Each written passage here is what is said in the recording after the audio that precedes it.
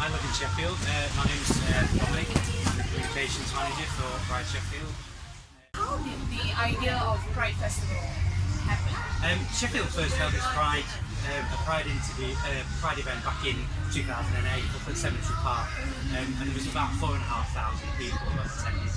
Then back in those days, obviously the committee's changed quite a few times since then, but the event's grown and grown every year to see what. Alright. How did you happen to be part of the team? Alright, okay. I wanted to do something for the community, to volunteer to do something, both for myself and so as part of the improvement for work.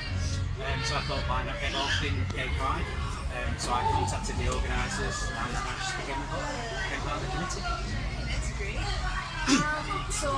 Pride Festival, this is the 10th year. Yeah. Was there at any point did you think that this might not go too far? I've only been involved obviously with Pride in the last year, but I've always attended Pride, and over the years I've seen more and more people coming every year to Pride. Like I say, when it first started in 2008, there was 4,500 people. Last year we had like 18,000 people here, so it's grown and grown every year. So obviously people come and enjoy themselves, and I really hope that this Pride event in Sheffield that continues year after year for many more years to come.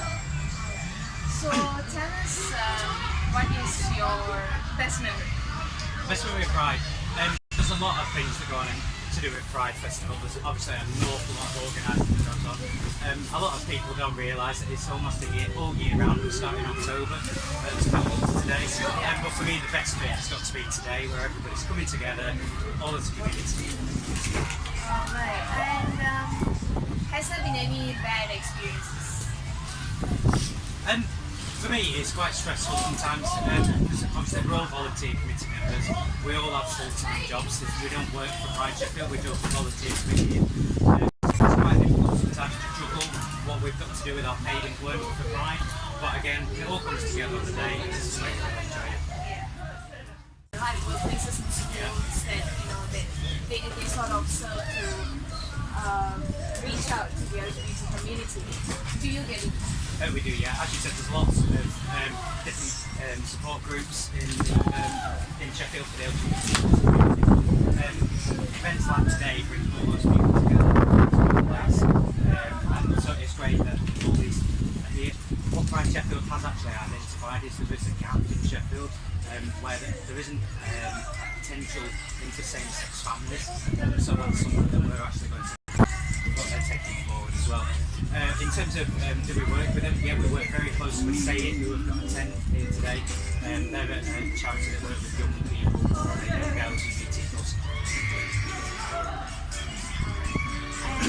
How has the perception changed over the years towards LGBT? I think if you ask many people here today, they will say that over the last few years, certain sections of our community in terms of acceptance have really moved forwards within society, but there are still particular groups within the LGBT plus community that need work, such as the trans community and the feminist.